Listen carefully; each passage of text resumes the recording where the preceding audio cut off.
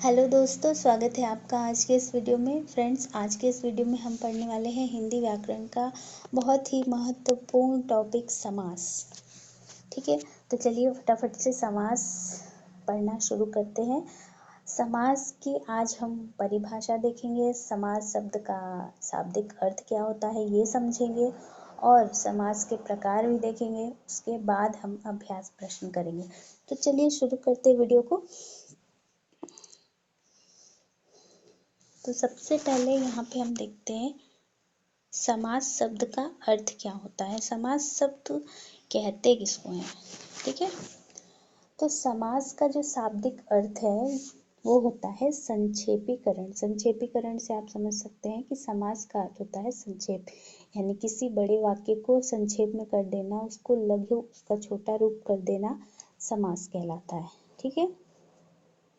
जैसे मैंने कहा राजा का पुत्र, ठीक है। मैंने अगर कहा राजा का पुत्र, तो अगर हमें समास का रूप देना हो तो हम क्या कहेंगे, राजपुत्र। राजपुत्र कहने से भी वही अर्थ आएगा जो राजा का पुत्र कहने से आ रहा है। लेकिन अभी क्या हो गया, वाक्य संक्षेप में हो गया, वाक्य छोटा हो गया, तो क्या कहलाएगा, समास कहलाएगा। तो समास का आप इतना मतलब समझ लीजिए कि समास का मतलब होता है संक्षेप, यानी कि लघु या छोटा रूप, ठीक है। अब हम देखते हैं समास की परिभाषा। तो समास की परिभाषा हम देखते हैं। परिभाषा यहाँ पे क्या है, समास दो या दो से अधिक, समास में दो या दो से अधिक शब्दों से मिलकर बने हुए एक नवीन एवं सार्थक शब्द को समास कहते हैं, ठीक है। समास में दो या दो से अधिक शब्द मिलकर एक नया शब्द बनाते, एक नया सार्थक शब्द बनाते हैं, तो उसे हम समास कहते हैं। समास में दो पद होते हैं। पद से आपको कंफ्यूज नहीं होना है, पद का मतलब होता है शब्द। तो समास में दो शब्द होते हैं, ठीक है। दो या दो से अधिक शब्द मिलकर के जब एक नया शब्द बनाते हैं तो वो समास कहलाता है। और इसमें हमेशा दो शब्द होंगे ही, दो पद यानी कि दो शब्द होंगे ही। तो ये दो शब्द को कहते क्या हैं, तो पहले पूर्व पद और उत्तर पद, ये दो पद होते हैं, पूर्व पद और उत्तर पद। पूर्व का मतलब पहला, ठीक है। पूर्व का मतलब है पहला शब्द।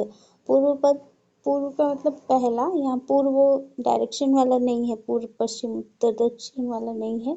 यहाँ पे पूर्व का मतलब है पहला, जैसे हम बोलते हैं पूर्व राष्ट्रपति, पूर्व प्रधानमंत्री, तो उसी तरह पूर्व यानी कि पहला। तो पहला शब्द और उत्तर पद का मतलब है बाद का शब्द, ठीक है। तो हमेशा समास में दो शब्द होते हैं या दो पद होते हैं, उत्तर पद और पूर्व पद और उत्तर पद, ये दो होते हैं, ठीक है। अब हम देखेंगे कि तीसरा पॉइंट क्या कहता है। तीसरा पॉइंट बता रहा है कि सामासिक शब्द समस्त पद समास के नियमों से निर्मित शाब्दिक सामाजिक शब्द कहलाते हैं, यानी कि समास से बने हुए जो शब्द होते हैं वो सामासिक शब्द, उनको हम कहते हैं, ठीक है। या फिर इसे समस्त पद भी कह सकते हैं। इसमें जब हम समास बनाते हैं तो विभक्ति चिन्हों का जो है कि विभक्ति चिन्ह लुप्त हो जाते हैं, ठीक है। जैसे कि हमने राजकन्या, गंगा जल, गंगा का जल, तो अगर हमने बोला गंगा का जल, ठीक है, अगर हम बोलते हैं गंगा का जल, तो क्या होता है यहाँ पे, अगर हम बोलते हैं गंगा का जल, तो ये एक सेंटेंस है, एक वाक्य है। लेकिन अगर इसका समास बनाना हो तो हम क्या कहेंगे, गंगा जल। तो यहाँ पे जो का विभक्ति आई थी वो लुप्त हो गई, लेकिन अर्थ तो वही रहा, ठीक है। गंगा जल का मतलब वही हुआ कि गंगा का जल, और पूरा अगर हम लिखते हैं तो भी अर्थ तो हमारा बदलेगा नहीं। एक चीज़ आपको समझना है कि समास में दो शब्द होते हैं, दो शब्द मिलके एक नया शब्द बनाते हैं, लेकिन जो अर्थ होता है ना वो नहीं बदलता है। अर्थ हमेशा संक्षिप्त होने के बावजूद भी वही अर्थ निकलता है जो हमारा एक वाक्य अर्थ दे रहा था, ठीक है। तो यहाँ पे हो जाए गंगा का जल, तो यहाँ का लुप्त हो जाएगा, ठीक है। तो का क्या है, विभक्ति है, तो विभक्ति चिन्ह जो है लुप्त हो जाते हैं, ठीक है। तो यहाँ पे एग्जाम्पल में दिया है राजपुत्र, राजपुत्र का मतलब है राजा का पुत्र, ठीक है। राजपुत्र यानी राजा का पुत्र। जब इसका हम समास बनाएंगे तो ये का गायब हो जाएगा, सिर्फ आ जाएगा राजपुत्र, ठीक है। लेकिन इसका अर्थ सेम ही रहेगा। अब आगे नया जो मतलब उसमें ही जो अगला बिंदु है वो क्या कह रहा है, समास विग्रह। समास विग्रह सामासिक शब्दों के बीच के संबंध को स्पष्ट करना समास विग्रह कहलाता है। यानी कि जो समास हमने बनाया है वापस उसको उसके ही रूप में ला दे तो वो विग्रह कहलाता है। जैसे कि मैंने ऊपर बताया था ना, राजपुत्र का क्या मतलब होगा, राजा का पुत्र। यानी कि समास से बने शब्द को पुनः आप विस्तृत रूप में ला दीजिए तो वो क्या कहलाएगा, समास विग्रह। शब्दों को अलग अलग कर देंगे तो वो हो जाएगा समास विग्रह। यानी समास का मतलब होता है कि दो शब्द मिलके एक नया शब्द बनाते हैं, उसका अर्थ समान ही रहता है, ठीक है। उसका अर्थ समान ही रहता है, उसे हम समास कहते हैं। अब उन्हीं शब्दों को अलग कर देने को क्या कहते हैं, समास विग्रह। आपको एक चीज़ और ध्यान रखनी होगी कि समास और संधि में कई बार बहुत कंफ्यूजन होता है कि समास और संधि तो एक ही होते हैं, लेकिन समास और संधि अलग अलग होते हैं, ये बात आपको ध्यान में रखनी है।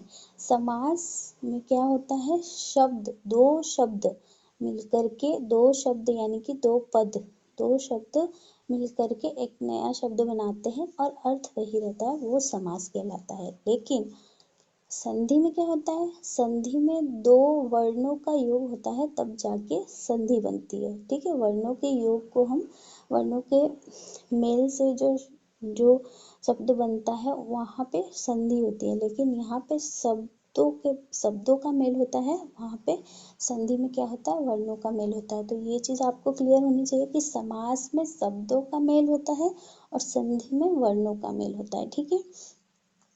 तो हम यहाँ पे समास पढ़ रहे हैं, संधि को बाद में पढ़ेंगे, लेकिन आपको कंफ्यूजन ना हो इसलिए मैंने बता दिया, ठीक है। आगे तो यहाँ हमने तीन चीज़ें समझ ली कि समास का मतलब होता है संक्षेप, और समास की परिभाषा ये है कि दो या दो से अधिक शब्द मिलकर जब एक नया और सार्थक शब्द बनाए लेकिन अर्थ उसका वही रहे तो क्या होता है, उसको हम समास कहते हैं। समास में हमेशा दो शब्द होंगे। इन दो शब्दों को ग्रामर व्याकरण की भाषा में, हिंदी व्याकरण की भाषा में पूर्व पद और उत्तर पद का नाम दिया गया। पूर्व पद का मतलब है पहला शब्द, यानी कि पहले प्रारंभ में जो आएगा वो शब्द, और उत्तर पद का मतलब है कि बाद का शब्द, ठीक है। ये दो चीजें क्लियर हो गई। तीसरा ये है कि समास से बने हुए शब्दों को वापस अलग कर देना, विभक्ति के साथ ला देना समास विग्रह कहलाता है, ठीक है। और समास से बने हुए शब्द को सामासिक शब्द भी कहा जाता है। तो ये आपको 4 पॉइंट क्लियर हो गया। अब हम देखेंगे समास के भेद, ठीक है। समास के भेद क्या होते हैं, समास, जैसे कि समास का अब हम भेद यानी कि प्रकार, तो जिस तरह सचिन शिक्षक के लिए फेमस है, सचिन शिक्षक के लिए फेमस है, वैसे ही समास के 6 प्रकार हैं, ठीक है। तो 6 प्रकार है, यानी कि 6 टाइप ऑफ समास, समास के 6 प्रकार है। आपको यहाँ पे देखना है कि वो कौन कौन से प्रकार है। पहले आप प्रकार के नाम देख लीजिए, फिर उसके बाद एक एक करके हम उसके प्रकार को भी समझने की कोशिश करेंगे। तो यहाँ पे हो जाएगा हमारा समास, अवयवी भाव समास, तत्पुरुष समास, बहुब्रीहि समास, द्वंद्व समास, ठीक है। 2 समास और होते हैं, यहाँ पे 4 दिए हुए हैं मुख्य रूप से, लेकिन संस्कृत में ये समास आते हैं। हिंदी में 2 समास और जोड़ दिए गए हैं। तो ये हमारा आप देख लीजिए, अवयवी भाव समास, तत्पुरुष समास, बहुब्रीहि समास, द्वंद्व समास, और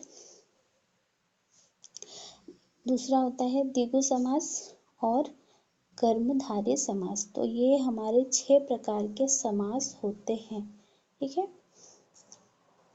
यहाँ पे दिया नहीं हुआ है, लेकिन मैं आपको बता देती हूँ कि हमारे समास के जो भेद है ना वो 6 हैं। तो पहले आपको याद रखना है अवयवी भाव समास, पहला याद कीजिए अवयवी भाव समास, दूसरा तत्पुरुष समास, तीसरा बहुब्रीहि समास, चौथा द्वंद्व समास, पांचवा कर्मधारय समास और छठा है द्विगु समास। तो ये 6 प्रकार के समास के नाम है, आप इसको अच्छे से याद कर लीजिए।